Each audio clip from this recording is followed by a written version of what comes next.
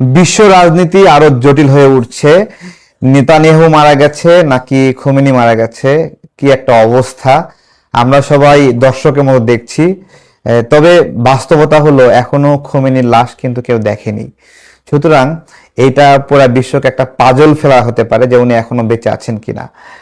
আর খোমেনির জানাজা নামাজ বা এই বিষয়গুলো নিয়েও অনেক ধোঁয়াশা আছে। তো আমার যেটা বুঝ সেটা হলো ট্রাম্পের জন্য ইরান যুদ্ধটা খুব সহজ হচ্ছে না।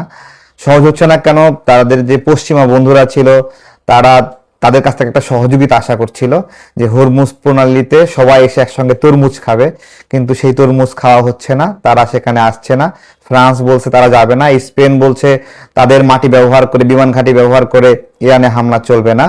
এইদিকে এইদিকে সৌদি আরব, মধ্যপ্রাচ্য, তারপরে পাকিস্তান সহ বিভিন্ন দেশগুলো থেকে যে আমেরিকা সাহায্য পাওয়ার কথা ছিল, বস্তুত তারা সাহায্য করুক না করুক এমন একটা ফাঁদে পড়েছে যে চাইলেও সাহায্য করতে পারবে না, কারণ যেই সাহায্য করবে সে টার্গেট হয়ে যাবে।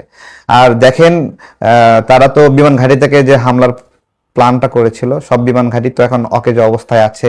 যে আমেরিকান সৈন্যরা আপনার এখানে থাকার কথা ছিল তারা তো এখানে নাই, হোটেলে হোটেলে আছে, হোটেলেও হামলা চলছে এখন।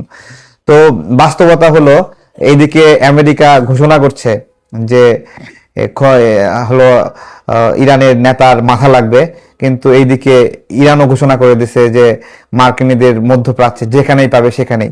তো বাস্তবত সমীকরণ হলো যে মধ্যপ্রাচ্যে যে ঘাঁটি বলেন, নিয়ন্ত্রণ বলেন, পেট্রো ডলারের যে রাজনীতি, সেই সবকিছু মিলে আমেরিকা আমও হারাইলো, সালাও হারাইলো। এবং এই এই ঘটনার পরে পেট্রো ডলার নামে যে একটা অর্থনৈতিক কারেন্সি ছিল এটাও বদলে যেতে পারে। এখন থেকে অলরেডি কিন্তু বলা শুরু হয়ে গেছে যে হরমুজ প্রণালীতে এখন থেকে ইয়েন কারেন্সি ব্যবহার করা হবে। তো এগুলো চায়নার একটা আধিপত্য, আর সেই বিষয়ে আধিপত্য না বলে চায়নার সঙ্গে ইরানের বন্ধুত্ব আমরা বলি, যে তারা আমেরিকার পরিবর্তে চাইনিজ ইস্টাবলিশমেন্টের একটা এখানে আনাগোনা দেখা যাচ্ছে। আর চাইনিজরা তো জানেন আমেরিকার কোনো কিছুতে কখনো ভয় পায় না, বিভিন্ন সময় নিষেধাজ্ঞা দিচ্ছে তাদের মতো করে বিজনেস পলিসি। এইদিকে আবার তাইওয়ান নিয়ে টেনশন শুরু হয়ে গেছে আমেরিকার, কখন তাইওয়ান চায়না দখল করে নেয়। তো সুতরাং সারা বিশ্বের অর্থনীতি, রাজনীতি কি হবে আমরা সেটা দেখতে থাকি। তো এটা আমাদের খুশি হওয়ারও কিছু নাই, বেজার হওয়ারও কিছু নাই, কারণ যেখানে যুদ্ধ লাগুক বাংলাদেশের মানুষ না খেয়ে থাকে, আমাদের জিনিসপত্র দাম বেড়ে যায়। মধ্যপ্রাচ্যে আমাদের প্রবাসীরা আছে, যুদ্ধ করতেছে ইরান, সৌদি আরব, কুয়েত, কাতার, দুবাই, কিন্তু আমাদের প্রবাসীরা টেনশনে আছে, তাদের ভিসার মেয়াদ শেষ হয়ে যাচ্ছে। সুতরাং আমাদের জন্য কোনো যুদ্ধই কখনো ভালো না, আমাদের সমর্থন করারও কিছু নাই, অসমর্থন করারও কিছু নাই।